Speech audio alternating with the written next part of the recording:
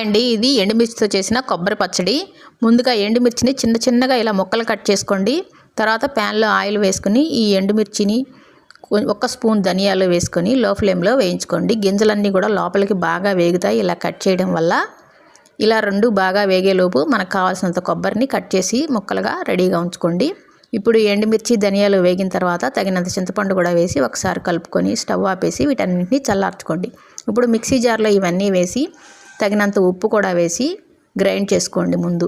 తర్వాత ఒక వెల్లుల్లిపాయ మొత్తం వేసుకొని కొబ్బరి ముక్కలు కూడా వేసుకొని అవసరమైతే కనుక ఒక గరిటె నీళ్లు కూడా వేసుకొని దీన్ని మెత్తగా ఈ కన్సిస్టెన్సీలో పేస్ట్ చేసుకోండి. ఇప్పుడు అదే ప్యాన్లో తాలింపు గింజలన్నీ వేసుకొని కరివేపాకు కొంచెం పసుపు కూడా వేసుకొని బాగా ఎర్రగా వేగిన తర్వాత స్టవ్ ఆపేసి ఈ పచ్చడి అంతటిని దానిలో వేసి ఈ వేడి మీద బాగా కలిపారంటే మనం వేసిన నీరు కూడా ఎవాపరేట్ అవుతుంది.